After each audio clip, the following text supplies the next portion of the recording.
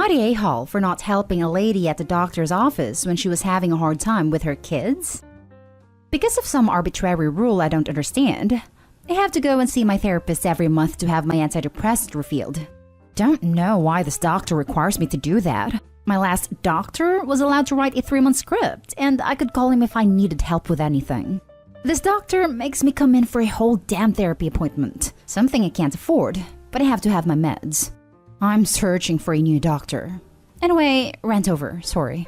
I was at the doctor waiting for my appointment. There was a woman in the waiting room, the only other person. She was probably the doctor's partner's patient. I don't know, don't care. She had 2 kids with her. One looked like it was 5 or 6. The other one was small and still in a stroller, so 2 or 3, I guess? The bigger kid was playing on an iPad, and I guess the battery died or his game stopped working. Something happened and the kid started throwing a fit, screaming and flinging his arms around. I was using my own device with headphone, but I had them turned down so I could hear when the receptionist called my name for me to go back, and I could hear the whole tantrum. Couple minutes into the kid throwing a fit, the little one started throwing one too. Not sure why. I guess the older screaming made it angry? I don't know kids. I don't understand why they do things. Don't like them, don't want them, never held a baby, never want to. I tried to ignore them, but they were loud as hell. I could hear the older screaming, "She has an iPad, she has an iPad," over and over again, pointing at me. The mom gets my attention and asks me if the kid can watch what I'm watching, or maybe he can play a game, and she can give me like $1 for every 5 minutes or something. I declined. Number 1, I don't let anyone touch my devices. And number 2, I don't believe in rewarding bad behavior. The kid was screaming and acting like a fool. You don't give a kid a cookie when he throws his dinner on the wall. He'll just keep doing it. The mom starts begging me, saying that she can't calm the little one down if the older one is screaming. And could I just help her out? I declined again, because the whole kid thing, I just can't with kids. They set me off. Frankly, kids give me anxiety. They always seem sticky and dirty and loud. The mom called me some choice names and ended up taking the kids outside. I got called back to my appointment like 5 minutes later and didn't see them when I got back out. The receptionist told me the lady had to leave because she couldn't get them to calm down. And the way she told me this kind of made me feel like she was trying to make me feel bad about it. It isn't my job to babysit someone else's kids in public. You should plan for this stuff when you take kids places, in my opinion. I paid my bill and went home. Was I an a-hole because I wouldn't hang out with this kid? Now for the top comments. Hello, stranger. Can my child use your expensive technology? Not an a-hole. And you already know Mommy Dearest wouldn't pay for repairs when the kid whipped it into the wall and shattered it. He didn't mean to. As if we only get the consequences we intend. Not an a-hole. She's totally entitled to assume you'd hand over an expensive iPad, or any device for that matter, over to a screaming kid. On top of that, if it was accidentally dropped or had juice spilled and it was ruined, I seriously doubt she'd be paying to repair/replace it. Should probably cite some lame excuse of kids being kids. You should have watched it better/know better. On top of that all, we are still in a worldwide pandemic. She doesn't know you, where you've been, who you've associated with, just as you know nothing about them. It would be pretty sucky to end up sick because some booger kid and his entitled mom demanded use of your device. I'd be surprised if the waiting room didn't have outlets. Did she forgot a charger? Asking if OP had a charger they could borrow would be far more reasonable. And still acceptable to refuse since one might not get it back. Not an a-hole. I feel bad for the lady, but yeah, you can't be expected to trust a random out-of-control screaming kid with your iPad. While your inner dialogue through the ordeal was not the kindest, a little empathy will serve you well in life.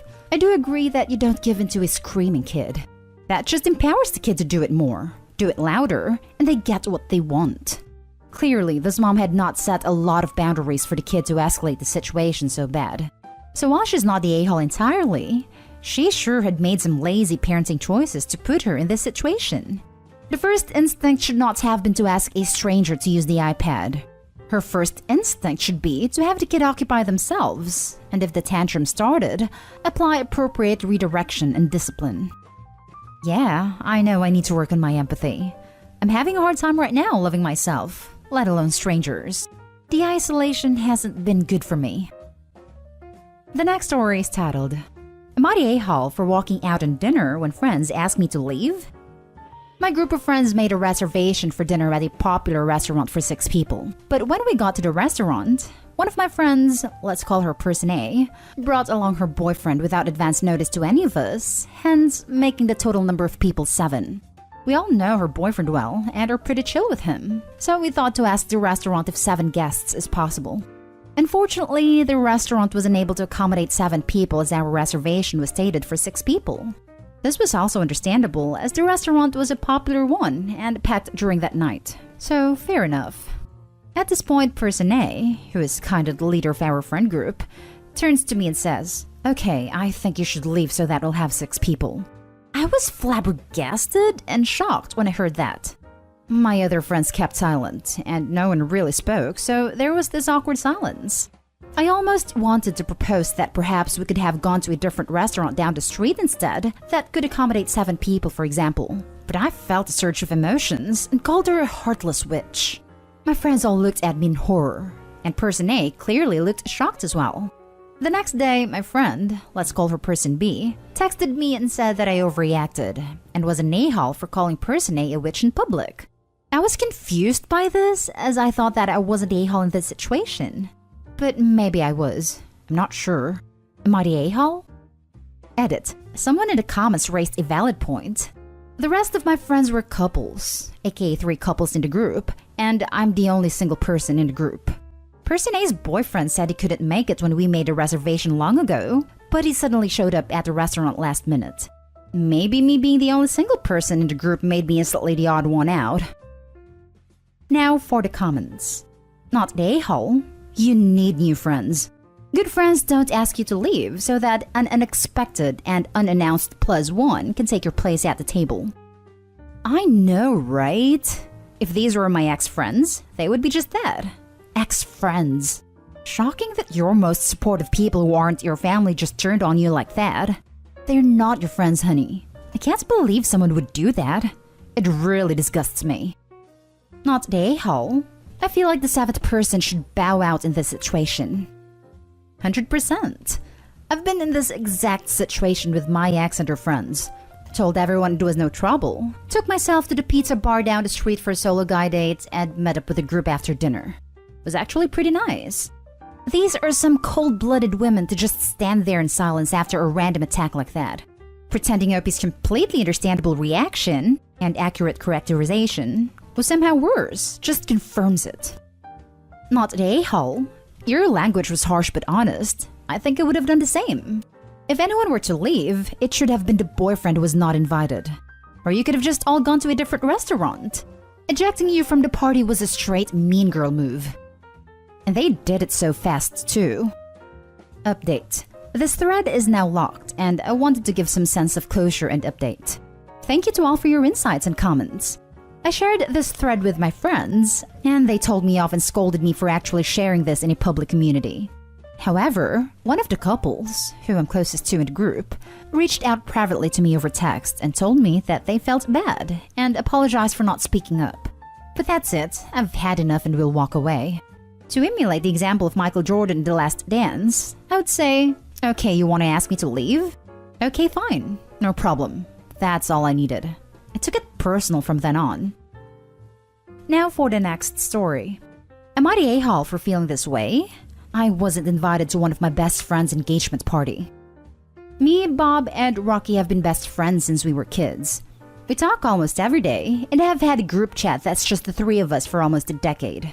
Bob recently announced he was getting married, and I felt excited to have a close friend that's getting hitched.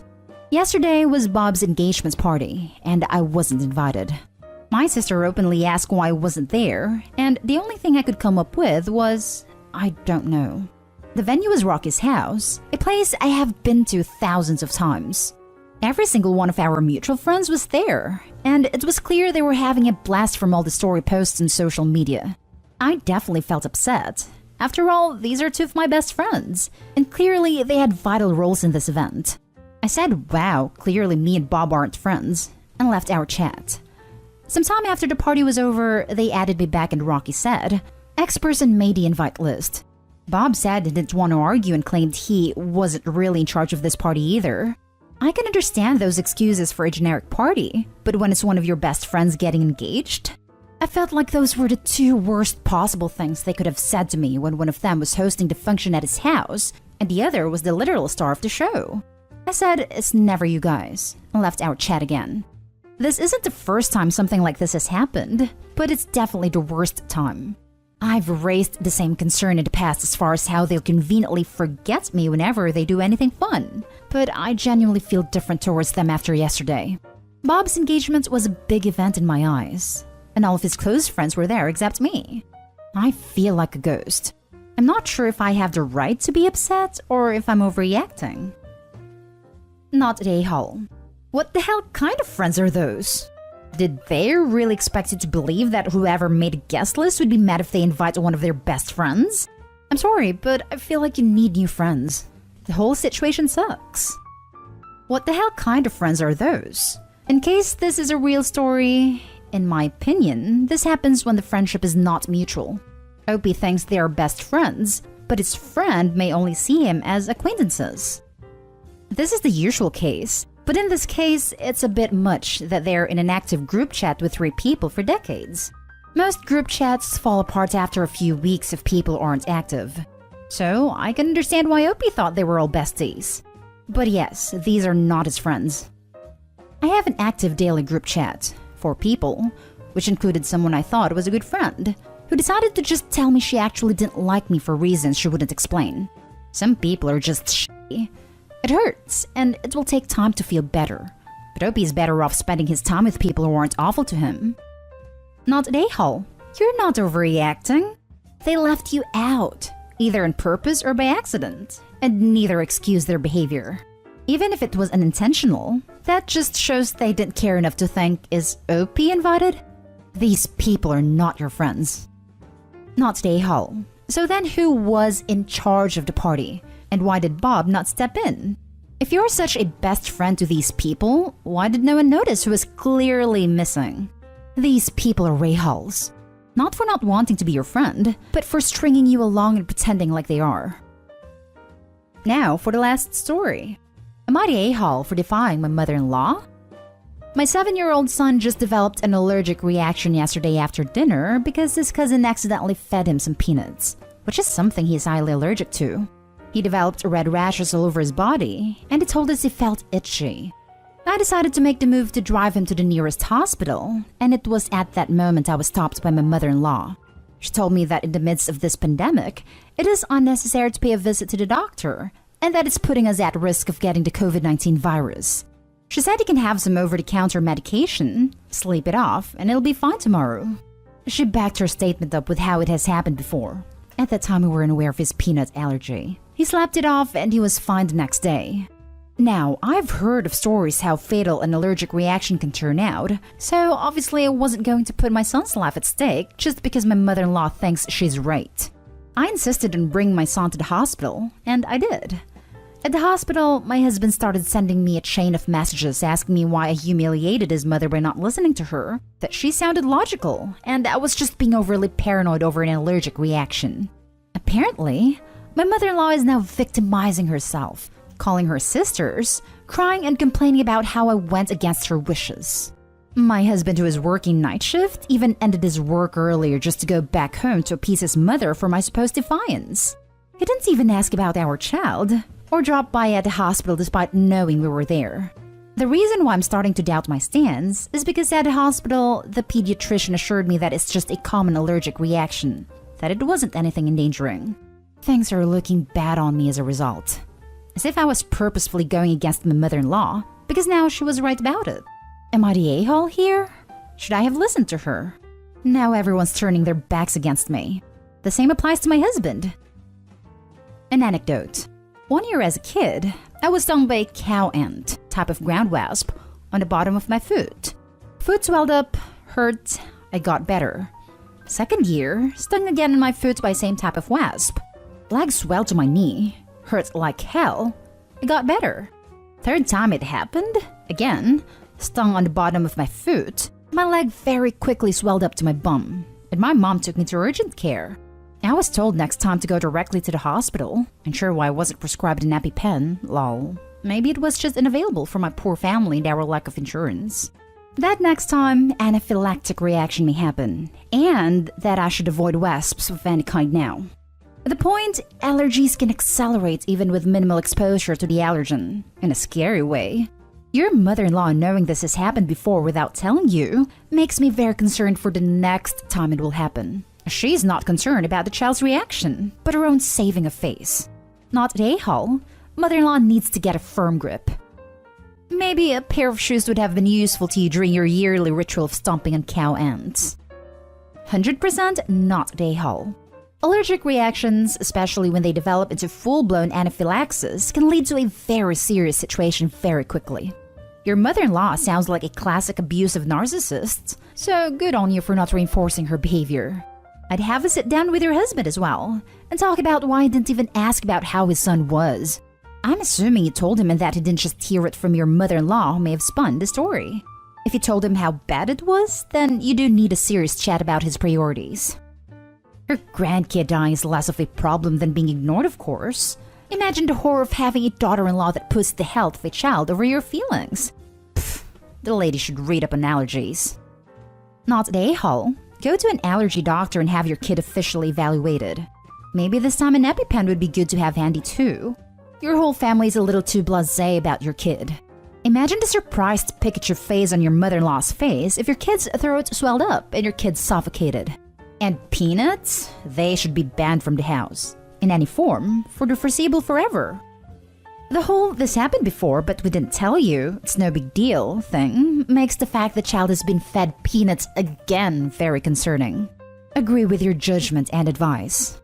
First story is titled, "Am I the a-hole for not splitting my inheritance with my step-family?" Female 21. I've had a pretty horrible childhood. My dad was a junkie when I was born. And when I was 3, he just packed up and left my mom and me. My older half-sister, different dads, was not a pleasant person to be around, and my mom was so busy working that I felt that I was really alone. When my mom died in 2011, my grandma took me in and things got a lot better. Don't get me wrong, I miss my mom every day, but my grandma provided a much healthier environment for me. My dad contacted my grandma in 2018 because he wanted to get in touch with me, but I shut that down. I wouldn't even see him, wouldn't talk to him or anything. Well, it turns out that he had turned his life around, gotten married and had a whole new family, but never had any other kids.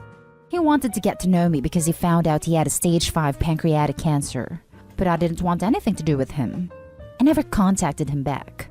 Long story short, he died 6 months ago. I only found out recently because my stepmother contacted me about inheritance. My dad had left everything to me. It's not a life-changing amount. And by not a life-changing amount, I mean that I'm still on the same track I was about. I'm still going in college for the same degree, just debt-free. I'm still planning on buying the same house and investment properties, just with smaller loans.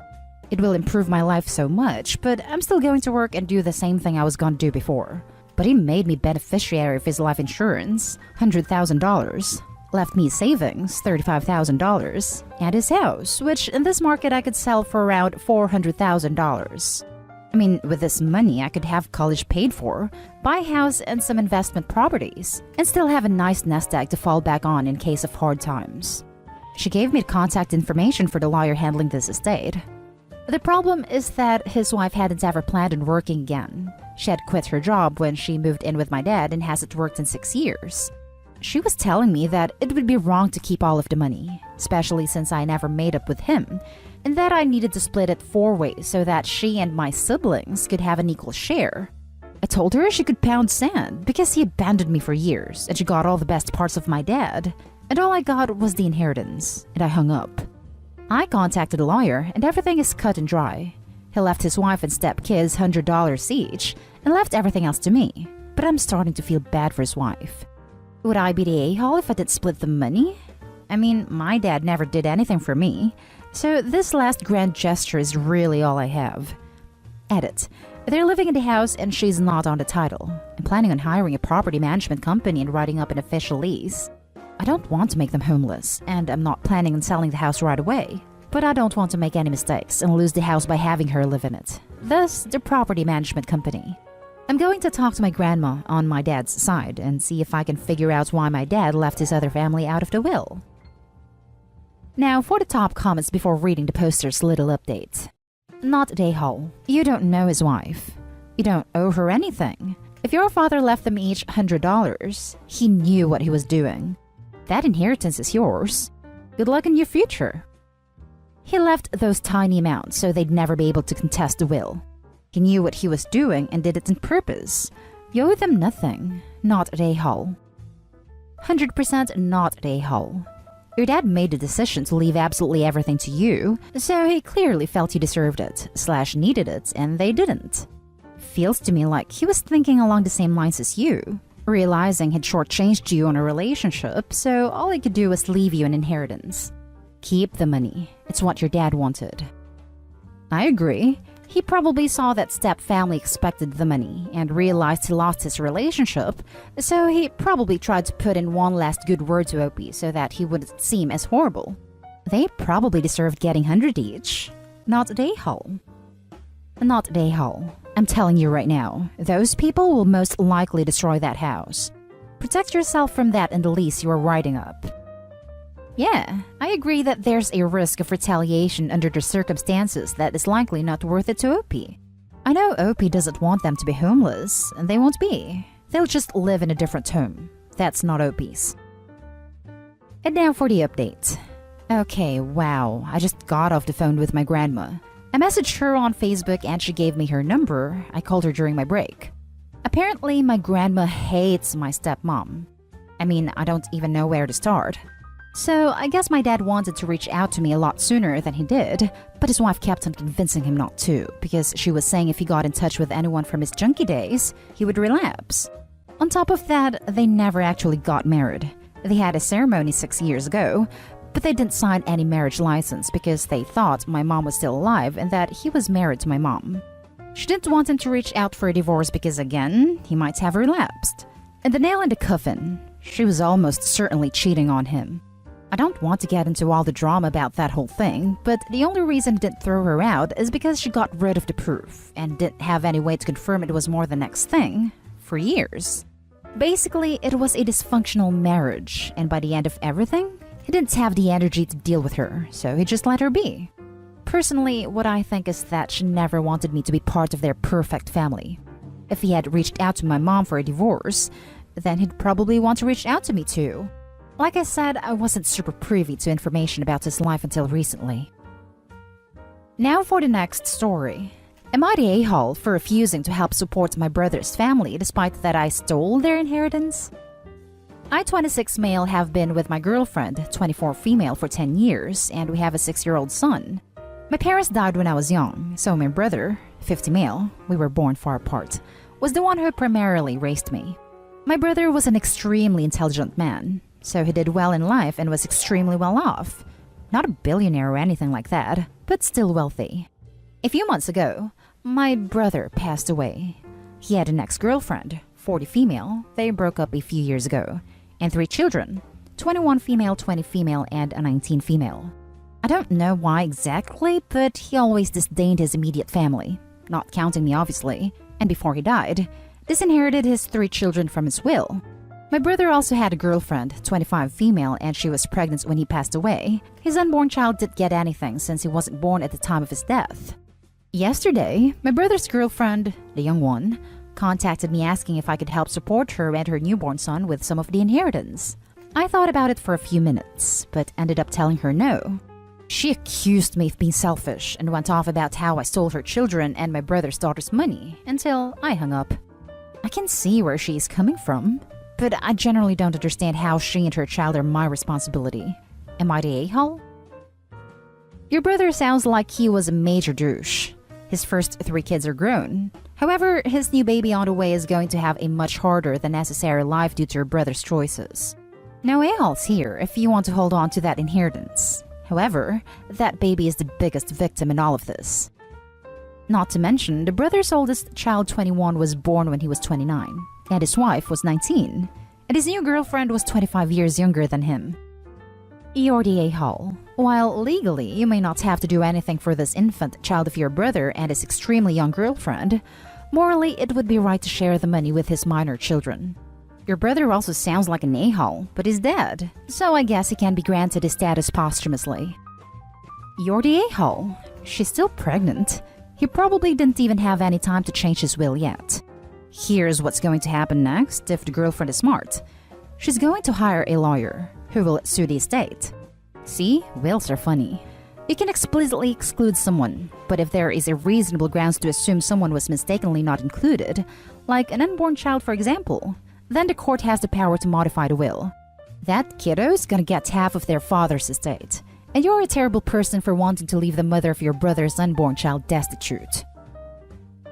The next story is titled, Am I the a-hole for not funding my sick brother's medical treatment? I know the title sounds bad, but hear me out. I, 27 female, have never been particularly close to my family. My parents, 62 female and 63 male, had always been partial towards my brother Nathan while growing up because he was their sole true heir, and I was like this unlucky pig they got off a claw machine they'd played for a second son. I come from a staunch Christian family that strictly believed in set gender roles while growing up, so much so that I'd be getting knitting needles for Christmas when I was 7, while Natty got 3 to 5 expensive toys that he'd asked for that year. I hated going to church groups and Sunday schools and eventually turned out to be an atheist, much to the chagrin of my parents. I funded my own college and further studies with a loan I'm still repaying to this day, while they had separate college funds for their blue-eyed boy. My father never approved of my career choices because a homely woman is a graceful woman, and he always thought I was silly to pursue a career in science. I'm a physicist because women aren't good at numbers. I'm terrified of failing at anything in life because I know that'll reinstate their faith in my stupidity. I went no contact with their lot 2 years back when they tried to pressure me to marry a random man from our hometown because apparently he could recommend my brother, 31 male, to a job position he was vying for while trying to package it as, "Okay, lassie, you had your little fun and games, now it's time to settle down and be a responsible adult." Then on, I've talked to my mom over the phone a couple of times during the holidays, but that was about it. Last month, my mother rang to tell me that my brother has been diagnosed with leukemia and they need me to fund his medical care. I had started saving up for a house, and she told me she knows about my little nest egg, but I do not need it because some man will provide for me eventually. I flat out refused and told her they could get themselves a loan if they're so hard in cash, but this tiny lump sum has taken me almost 4 years together, and I can't jeopardize my future for this. Since then, I'm getting calls and texts from most of my extended family telling me how much of a selfish a-hole I am, how it's my duty to my brother and my family to stand beside them. My father yelled at me over the phone, calling me an ungrateful little witch who abandoned them at the mere sight of greener shores. I'm having second thoughts as to if I really am quite a gigantic prick for not footing my brother's medical bills since I have the money for it. Am I the a-hole? Edit. I know I haven't mentioned as much about my brother here as I should have, and I apologize for that. As I mentioned in my comments, he was a bully growing up, aided by the disinterest from my parents who always chose to look the other way, but as an adult, he actually made an effort to mend his relationship with me. We don't speak a lot, but I do talk to my brother way more than I do to my parents. I'm quite apprehensive of the kind of medical assistance he's going to get in these times, and I'm prepared to help out whichever way I can bearing the money. I, as a person, am excessively insecure and paranoid about my future money situations, and I don't think I can put that up for a toss for anything at all. Certain points to clear this off further. 1. My mother knows about my savings from my brother, who knows how much I craved having a place of my own, and because I've quite often discussed how excited I am when I eventually will. He once jokingly called me a control freak, which maybe I am a little, because I do want to have a place where I can do things my way without being judged or controlled. 2. My brother has been out of his job for close to 3 years now. I'm from the UK, so we do have NHS, but I'm not sure if it covers aftercare. My parents didn't provide a breakup for the money they need. They automatically assumed all of the family would chip in with whatever hard cash they could spare. And that includes my life savings, because of course, how can anyone prioritize a tiny loft over her brother's life? 3. I do think my brother expects complete submission of my assets to his healthcare because he hasn't spoken to me since my mother's phone call. He had admitted previously that he'd treated me badly growing up, but I don't think he considers himself treated better than he deserved by my parents, just that I was mistreated. At this point, misogyny is so deeply ingrained in him, especially since he's always gotten to be on the fatter side of it. I don't think I could change his perspective. My parents mingle in a circle of people with similar outlooks, and they've never tried to hide in public their strict Christian upbringing of their children, where girls are taught to be docile and unquestioning. Now for the top comments. If they're so Christian, then they can all empty their life savings to help him instead of asking you. Who knows? Maybe all he needs is someone to pray the leukemia away. Thoughts and prayers. Not a-hole. Your family sounds like someone has created a misogynist cartoon show. Women aren't good at numbers. I was half expecting a joke about the physics of sandwiches. Regardless, it's your money, so your choice. It's as simple as that. Thank you. I'm sick and tired of hearing that stupid outdated crap all the time. Just tell them surely with their collective power how much money they would all be able to raise if they sold their houses. Not a-hole. It's sad about your brother and your family, but this is your future nest egg. In a traditional household, doesn't the son usually inherit the most anyway? So they can give him his inheritance early if needs be. This is not on you. My parents are unashamedly house proud, so I doubt they'd go to the mortgage route. I'll pass along the early inheritance proposal surely though, as soon as they start speaking to me again. Now for the last story. Am I the a-hole for selling my daughter's car and putting the money towards her best friend's education? My daughter Sarah was suffering from a chronic condition. She suffered a lot of and missed out on a lot of things. As her only parent, her dad's deceased, I had to work hard to ensure she was happy and as healthy as possible. She had one best friend that she always called her sister, and she was with her during middle school. Quickly became close, and Sarah's friend was constantly there, in the good and in the bad. She did Sarah's homework, cleaned her room for her, even cooked for us when we got from the hospital in the evening. I knew Sarah's friend was the sister she needed. They have a lot of pictures together. After Sarah's funeral, her best friend asked me to help her hang their pictures on the wall. It got to me because although it was hard, but it brought me joy. It felt like Sarah's friend was like a member of the family. Sarah was 17 when she passed away. Last month would have been her 18th birthday. No one showed up, although I got on the phone with my brother and we both cried. Sarah's friend made a cake and brought a photo album she made herself. It was simple, but it was wholesome. I just sold the car I was planning on gifting to Sarah on her 18th birthday. And I contacted Sarah's friend's parents and gave them the $8,000 as my contribution towards her education. They were thankful for it and very appreciative.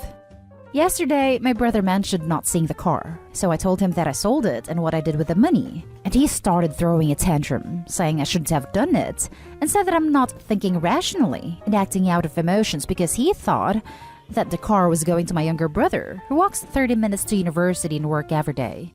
He said I should have thought of my brother and that he was struggling. We got into an argument and I couldn't do it anymore. My mother agreed that I shouldn't have done it and that my brother was right. I felt bad and I couldn't talk to him after this argument. Not a-hole. Looking at it from the most brutal angle, I can come up with, on short notice, you still, by definition, owned a car.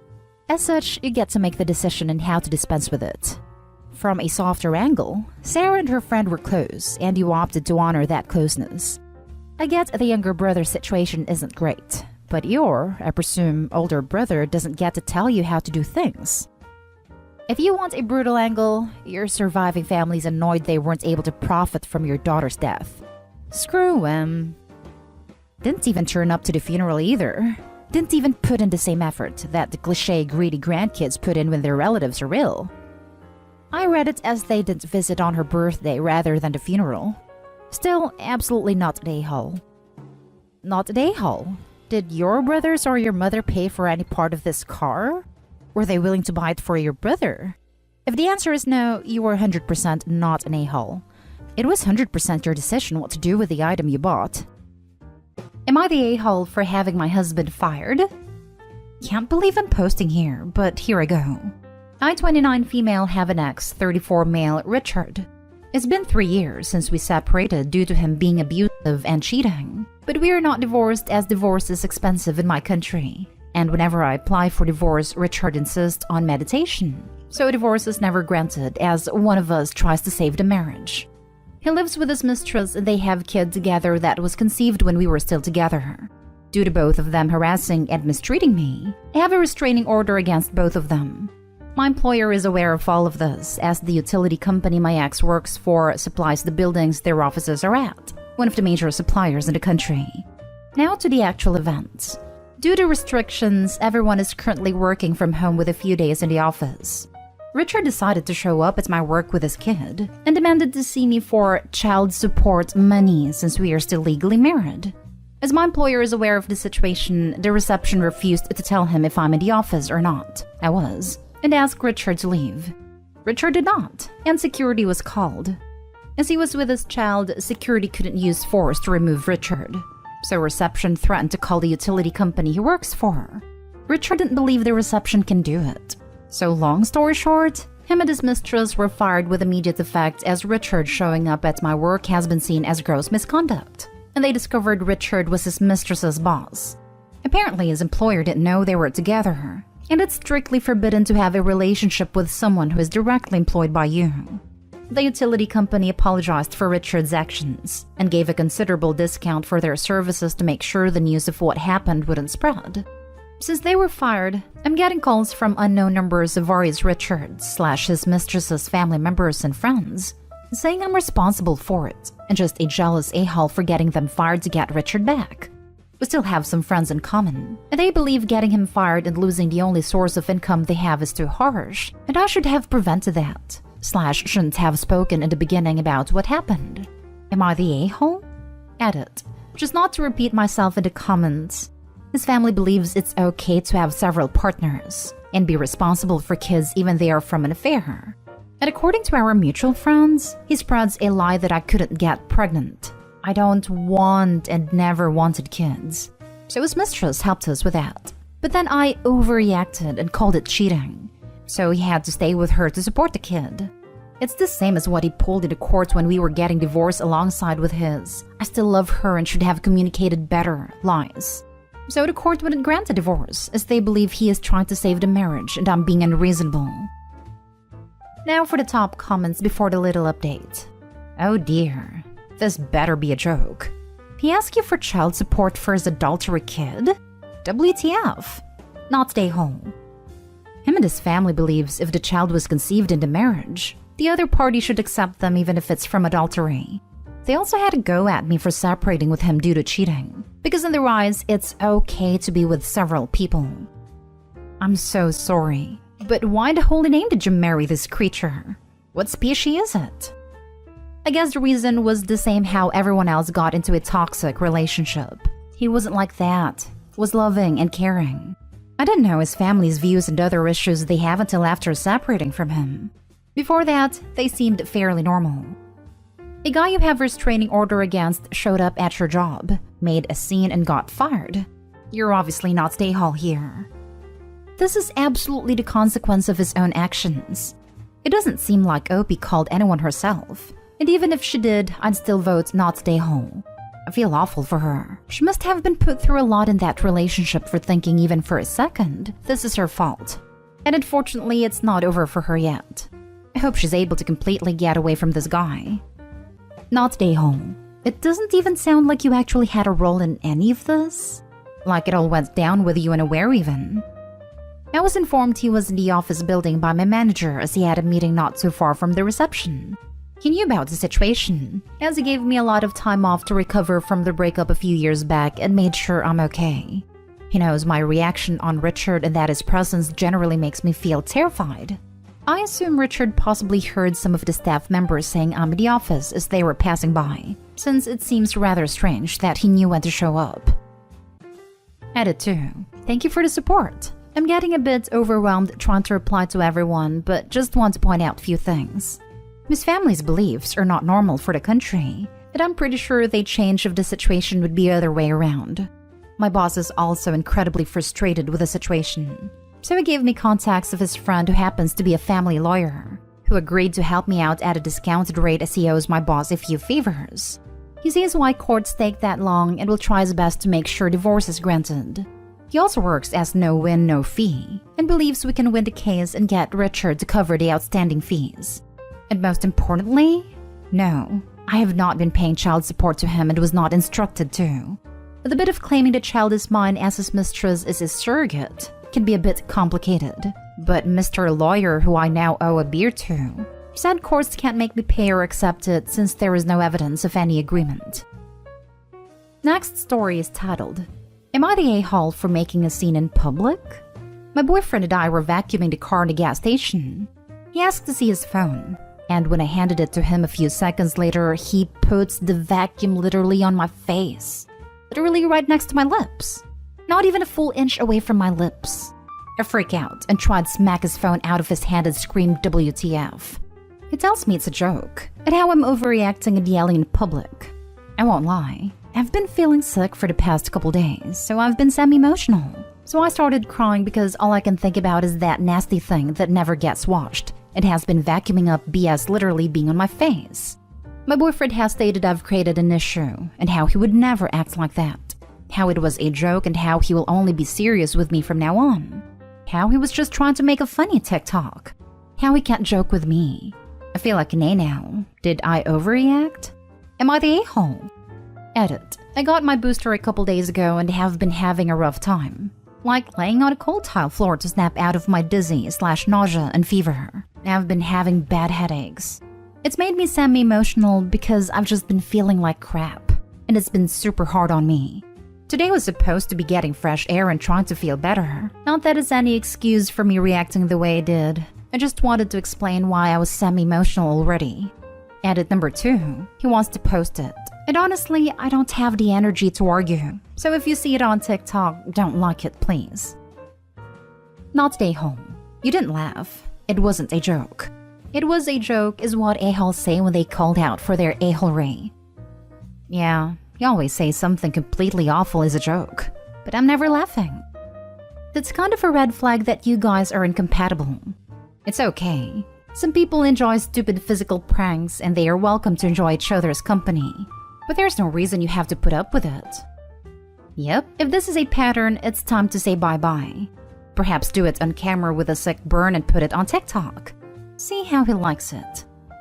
Not stay home, mainly because I hate TikTok. Also, sick or not, ew, that hose is disgusting. It was so dirty. Not stay home. It's only a joke if both people think it's funny. His response should have been, oops, sorry. I was trying to be funny and joking, but I can see it missed the mark. Really sorry. Instead, he doubled down and got defensive. Next story. Am I the a-hole for telling my wife that she should stop constantly expecting appreciation and just get on with her job of being a stay-at-home mom? I, 36 male, work full-time and my wife, 32 female, is a stay-at-home mom looking after our 2-year-old twins. When we got married, we both agreed that my wife would be a stay-at-home mom, especially since we don't have any family/grandparents nearby. We were both in agreement, and my wife made it clear she wanted to enjoy seeing our kids grow up, as we don't plan on having any more. I make a good wage, so we are comfortable. I don't give my wife any spending limits. Obviously, we discuss big purchases, so she is free to buy herself things. I make sure she has access to money and she takes care of everything around the house. I work from home and a typical day for me is 7 a.m. to 5 p.m. Once I finish work, I go and spend time with the twins while my wife makes dinner. We put them to bed together and my wife usually clears up in the kitchen. She's great at her job, and the house is spotless. I'm happy with this arrangement, and I thought my wife was too. Recently, she has been coming to me and saying that she feels burned out, unappreciated, and taken for granted. I asked if I could do anything to help, and she said that it would be nice if I did something now and again to show that I appreciated her. Like buying her favorite bar of chocolate when I go to the shop or something small, just a gesture of appreciation. I'll admit that I didn't do this purely because I'm not in the habit, to be honest. We recently had a massive argument because my wife got completely fed up with being treated like a servant. She basically said that her working hours are 5 a.m. to 9 p.m., 7 days a week, and that she feels like I take her for granted.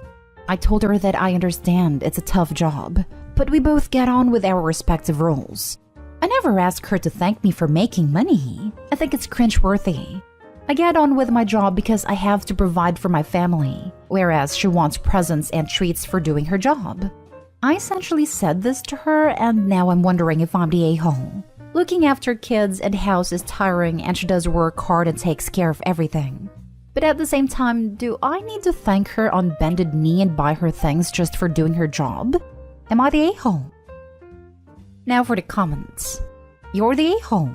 Jesus Christ. It's really too much to ask to occasionally buy your wife a bar of chocolate or say thank you. It sounds like she is working harder than you, but that isn't even the point. Appreciating her and showing her you love her is part of being a decent husband. If you're a robot who doesn't need appreciation, that doesn't mean she has to be too. You're the a-hole. I have 3-year-old twins and a new baby.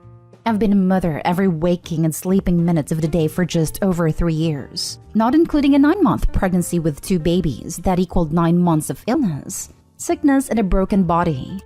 Your wife is working all the time. You get to clock off at 5 and you don't even have to travel to work. Your wife not only keeps 2 small humans alive, your wife not only keeps the house in, as you say, pretty excellent condition, your wife not only cooks and keeps on top of food prep / buying, etc. Your wife not only drives everywhere to get things done, but she does this every day for 2 years without asking anything from you. Then the moment she does, the moment she opens up to you about how she feels, you dismiss her feelings and tell her you won't even help her feel a little appreciated? Well, news freaking flash. You get the feeling of appreciation, a job well done every time you make money, every time you please coworkers or clients, every day you keep your job. 2-year-olds crap and piss and eat and cry and laugh. No one stops to tell her or even gesture that your wife is a freaking superhero, like every stay-at-home parent. Buy her a chocolate bar and some flowers, then use them to knock sense into yourself. Edit to add. If you are a stay-at-home parent and you read this comment and say you don't agree because you feel appreciated by your children and infants, then that's great. Really, it is. But this woman doesn't, and she opened up to her husband about her feelings and he dismissed them. You're the a-hole. It's amazing. It's like your wife wants to be treated like a wife and partner instead of an incubator / nanny / housekeeper. Your wife is telling explicitly what she needs. She needs you to show her that she's appreciated. You are told, in a variety of ways at your job, that you are appreciated. I have no doubt. Your wife expecting that low bar to be met is reasonable. To note, nannies and housekeepers get told thank you and get bought special recognition rewards at times. Literally everyone gets thank yous. Opie gets shown and shows gratitude at work daily. He is treating his wife worse than he treats his most hated coworker. Everyone deserves recognition and appreciation. You're the a-hole. Correction, her hours are not 5 a.m. to 9 p.m. Her hours are 24/7. You don't get a break from being a mom, and you seem not to realize how exhausting it actually is. As a stay-at-home mom myself, let me tell you something. A lack of appreciation is equal to a lack of intimacy. I pack my significant other's lunch. I get a thank you. He sees me doing laundry or dishes, he says thank you. Is it every single time? No, but it's enough that I know, hey, he actually does appreciate what I do for him. And guess what? When I feel appreciated and cared for, it makes me want to do more for him. Why can't you run her a hot bubble bath? Why can't you get her a snack or flowers? Why can't you do the dishes or cook every once in a while? She keeps that house spotless, so when you come home you can relax and not lift a finger. When does she get a break? Does she ever get to sleep in? Does she get even an hour alone a day? Edit. Okay, you can all stop tearing me a new a-hole now. I get it. I do get to relax at the weekends, whereas my wife usually does her normal routine and gets on top of the cleaning, etc. Just for the record, I do thank her for everything she does. I say thank you all the time, but I understand that this may not be her love language. Now for the last story. Am I the a-hole for telling my side of the story? My husband, 35, and I, 32, have been married for 2 years. Well, we are very happy. When our relationship first started about 4 years ago, it resulted with a friendship ending. We had a mutual friend, Mary. She knew my husband Carl before I did. She introduced us. I knew she had a crush on Carl. but he had no romantic interest in her. I also had a crush on him, and he did and does have a romantic interest in me. I asked Mary if she would have a problem with us going out, and she said no. She actually encouraged the relationship, at first. After our first date, Carl and I found out that Mary had been going around to everyone she knew saying that we went behind her back, and that I stole her boyfriend. Our close friends knew she was lying because they knew Carl and Mary had never been in a relationship. But people who didn't know me immediately believed Mary, and in turn repeated the untrue story to all the people they knew. Now 4 years later, I still occasionally hear the untrue story. My husband and I don't go out of our way to tell the people the story, but if we hear someone talking about the lie, we will correct them. Recently, a really good friend of ours confronted us and said we should stop telling our side of the story. When I asked him why, he said, Mary's still really hurting over this. It makes her feel even worse when people find out she's lying. It would be kinder if people didn't know. Honestly, I don't care what the kinder thing would be. I don't want Mary to hurt more, but I don't think it's fair that we should be expected to hold our tongue when people spread lies about us. Am I the a-hole? What? Not the a-hole. I get that she's hurt, but that's no excuse to run around and spread lies. Your friend's request is absolutely ridiculous. I don't even get her being hurt by this point. It has been years, and she's still acting like she was wronged in some way. The friend needs to stop cuddling her and recommend professional help, instead of scolding Opie for telling the truth. Not stay home. Mary should stop lying if she doesn't want to get hurt for being called out for lying. Mary's ruining the couple's reputation. Defend it because it's annoying how it affects your relationship with friends. But honestly, I would cut out anyone who believes Mary and start with a new group of friends, because this is too juvenile for my liking. Not stay home. If she didn't want you to correct the lie, she shouldn't have told it, or considering people are still asking, be telling it. Personally, I would be considering terminating the friendship with Mary, given she is clearly trying to undermine you and paint you as the homewrecker. Oh, the friendship was over 4 years ago. As soon as I heard the lies she was telling, I ended it. Initially, I thought we may be able to reconcile, but when I heard what she was telling people, I knew it was over. Am I the a-hole for admitting to not putting as much effort into my mom as my stepmom? I, 30 male, am at a loss here and not sure what to do. When I was 3, my mom, 52 female, married a guy who did not like the fact I wasn't his and didn't want to constantly provide for someone else's kid. The week before the wedding, he gave her an ultimatum, and because he had money, she chose him and opted to just have me on weekends when he wasn't around. My grandparents became my primary caretakers until my dad was able to move back to our country. When I was 6, my dad married my stepmom, 54 female, and I admittedly didn't make things easy for her for a while. I had some abandonment, trust, and mommy issues, and I took it out on her. My stepmom was a very loving and patient person, but made it clear that she wasn't going to take my crap. Eventually, we were able to find a type of relationship that worked for us. When I was about 15, my dad passed away, and I was so lost and hurt. My grandparents offered to take me in, but my stepmom would not hear of it and felt like I needed to stay close to my half-siblings, 8 female and 8 male. She got me therapy, and I was able to work through even more of my issues. By the time I graduated high school, I was calling her mom and always grateful for the effort she put into me growing up.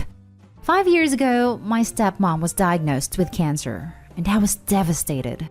Even though the doctor said that they caught it at good time, still I felt like I was going to lose her and took a lesser paying job so that I could move back home and have more free time to care for her. I basically became the man of the house and handled a lot of the finances, took my stepmom to most of her appointments, sat beside her on most of her meetings with the doctor, held her hand when she was suffering through the chemo, and did my best to give my siblings normal of a life as possible. It was a rough time, but she beat cancer, and I'm not ashamed to say I wept tears of joy and made several posts in celebration. I even paid for us all to go on a family vacation. Now, my mom, unfortunately, was diagnosed with cancer a few months ago, and I was sorry to hear about it. I sent her a card and called her to say that I wish her the best, and sent her some information that my stepmom found very helpful. Recently, my cousin called me enraged at the lack of effort that I'm showing my mom compared to what I gave my stepmom, and how she's hurt that her own son doesn't seem to care whether she lives or dies. I honestly didn't think about it very much when it came to my mom.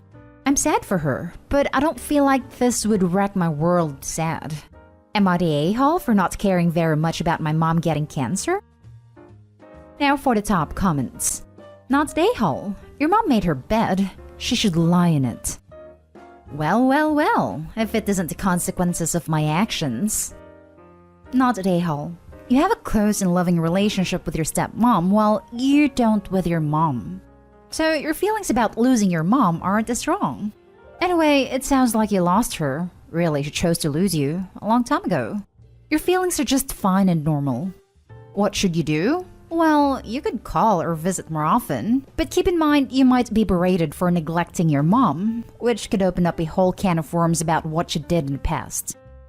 Not the a-hole. People love to use blood to excuse horrible behavior.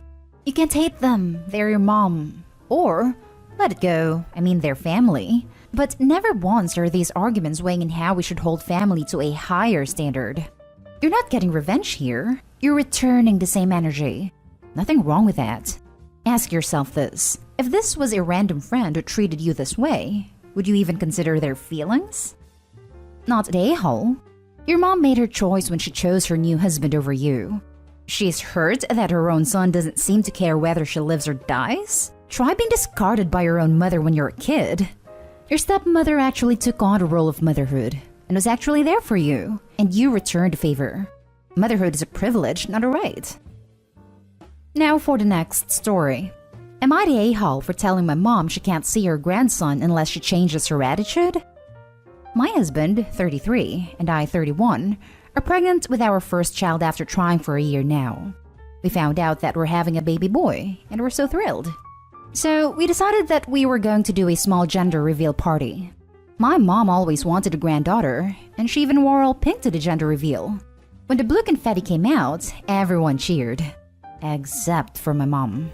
She decided to leave and go home, so I didn't see her the whole rest of the party.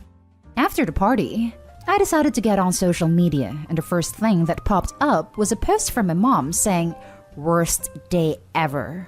When someone asked what was going on, she replied, "My daughter is having a boy when I wanted it to be girl, but I guess it's okay." I called my mom, and I told her that unless she changes that attitude, then she can't see her grandson. And she just screamed at me, but I kept it firm.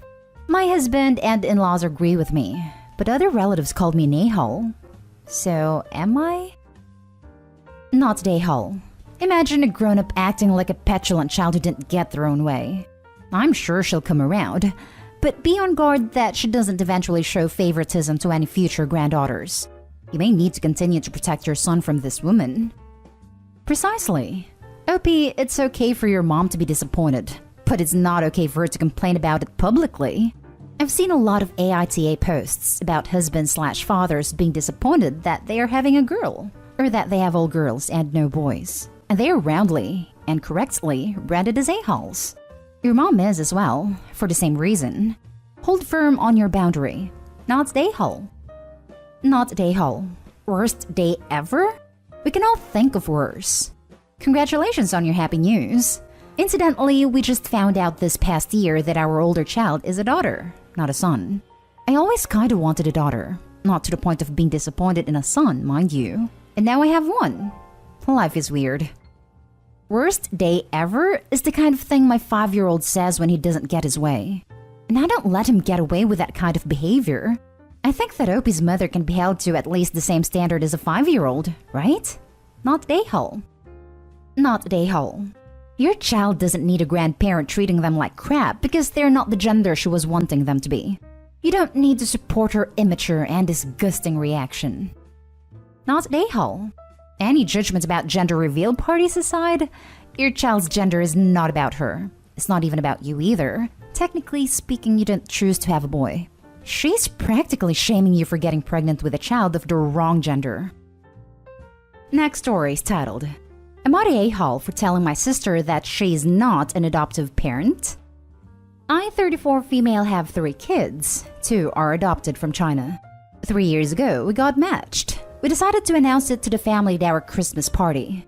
When we said we're adopting, the first words out of my sister's, now 32 female, mouth were "me too." I was very confused, as she had never seemed interested in adoption. So I asked her what she meant a few minutes later, and she started telling me all about the new corgi she was getting. I was kinda annoyed because I feel like it's weird to compare the adoption of pets to human children, but I let it go at the time. Fast forward about 7 months when we were home with the girls. They were 4 and 7, and the grieving process was very hard, and it was just a difficult adjustment in general. When I tried to call my sister, she kept comparing it to her dog, which she had gotten a few months earlier. Like, I would tell her some things that are triggering to my daughters, and she would say, "Oh yeah, how we had trouble with that on the first few days, but we just kept exposing him to it, and he got used to it. Howie is her dog." First of all, that is terrible advice. And second, she would say it like she was some experienced parents giving advice to a new mother. She has a stepson, but he was 11 when she met him, and 13 when she became a stepmom. She has not adopted him, and her husband choose for her not to be a parental figure for him. So I don't really think it's her place to be giving out parenting advice. Well, the last straw was that I go to a Zoom adoptive parent support group, and yesterday we had an event type thing where you could bring in a friend or someone who may be considering adoption and give them a little insight from the parent's point of view. My sister asked me to invite her as she said she may adopt one day. I did. And when they started talking about how sometimes in orphanages, children's hygiene aren't taken care of, aka they don't have their teeth taken care of, and often wear the same clothes for multiple days in a row, my sister started talking about how it was similar to how her dog was treated in the shelter, and how annoying it was to have to take him to the vet for his teeth because they weren't properly cared for in the shelter. Everyone in the meeting looked very uncomfortable, especially the woman in charge who is an adoptee. After the meeting, we were talking on the phone, and I tried to tell her nicely that it was an inappropriate thing to say when talking about the human conditions of actual children. But she accused me of not caring about the human conditions of dog shelters. I said, "I do care about that, but it's not the same as children. And adopting a dog from a shelter is not the same as adopting a child, and doesn't make you an adoptive parent."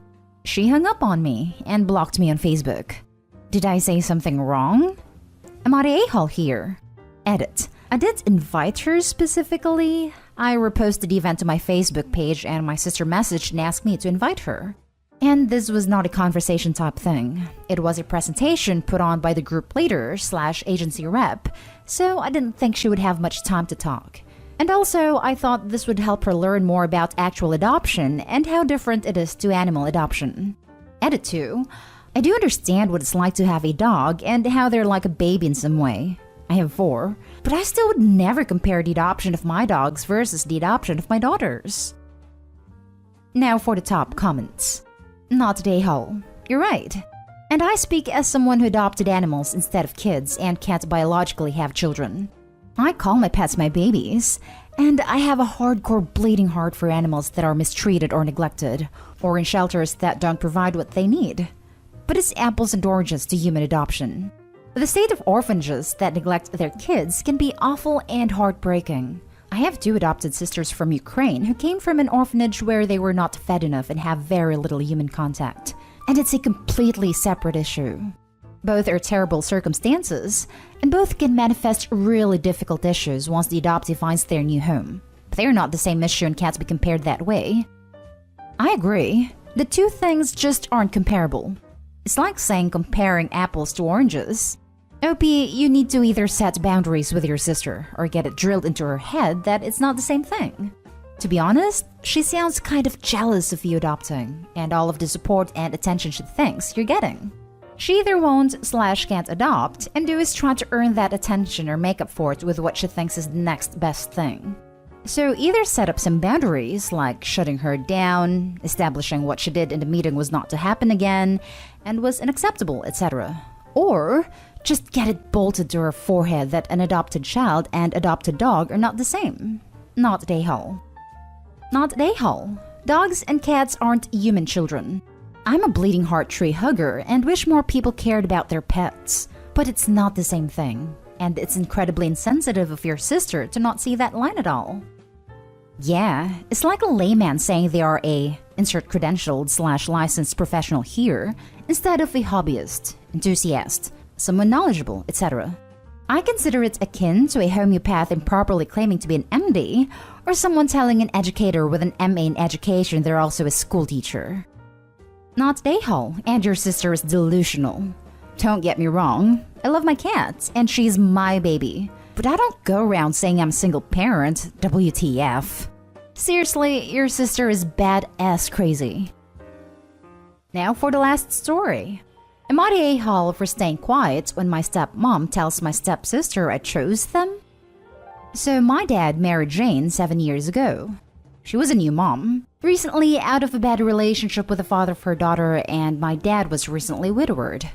They fell in love fast, and my dad became a dad to Callie, now 7 female. I, 17 female, have no problems with him moving on fast, but about 2 years in, they started having issues with me saying step.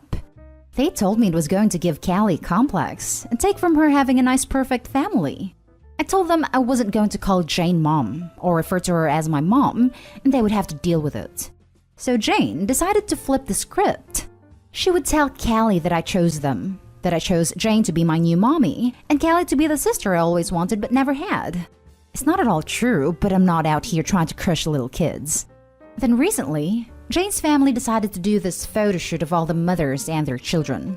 I think it was something like they wanted to show the strength of mothers even during the toughest times, that is, lockdown and the state of everything with COVID. Jane asked me to pose with her and Callie, and I said no. Callie then asked why would it be in the photos if I chose Jane and her as mom and sister. Jane went into the whole thing again, and she did it in front of me, I think hoping I would agree and maybe had a reason, or make me cave into agreeing, why I wasn't going to be in them. But I said nothing. I let Jane be the parent, and afterward she was angry. My dad told me I should have agreed with Jane and reassured Callie that I loved and chose her and Jane, because that's all Callie knows. I told him I'm not going to lie about seeing Jane as a mom to me when I don't. I also said they're the ones who came up with the idea of me choosing them and they need to deal with that. They still think I was an a-hole for not saying anything. I think it's their job as parents. Yeah, I'm almost an adult, but that doesn't mean I'm responsible for parenting. I also think eventually Callie will figure out that I don't feel the way they say I do, and maybe she's even starting to figure it out. I can acknowledge the whole thing has been confusing for her and probably hurts because she's been given these expectations and they're really not true. And I feel bad for her because I know how badly the truth can hurt when you've been in the dark for a long time. Am I the a-hole? Not the a-hole. This is really strange. There's nothing wrong with having a step-parent. She and your dad are being super weird about this. Also, 7 is way past old enough to be able to comprehend the idea of step-parents and have siblings. Parents shouldn't lie to their kids about the makeup of their own family. I understand that Callie's a stepsister actually. I still don't get the concept of Opie choosing them and why acknowledging that they're step-family is bad. Jane might have a complex about having a perfect family, and anything that reminds her that it isn't perfect could be a negative to her. My mom had some, a lot of, guilt over not giving me and my brother a perfect or normal family when my parents divorced, so maybe this is something like that. Not they, Opie. They dug themselves into a hole with their story. You didn't choose to go along with it. Callie will figure it out soon, probably. Kids aren't as dumb as most people think. Not Dayhall. And what about you? You lost your mom and you were being used and lied about. Your stepmother is self-absorbed and delusional. Your feelings don't matter. You're being used to pamper her and her child. Good for you for following your conscience and being a real person. I hope you have people in your life that truly see you and care about your feelings and not just what you do for them. Find those people. That, and where is Callie's bio dad? Not involved? Not Dayhall. Families come in all forms. Creating this illusion that they are the perfect family isn't healthy for any of them. Not Dayhall. It's really sad that you can't tell your little sister that your mom died, and while Jane is your stepmom, you wouldn't want any other stepmom because she makes your dad and you happy and that's all that matters. I feel sorry for your little sister who isn't getting the opportunity to understand a real situation. Children aren't stupid, and they deserve to understand the truth.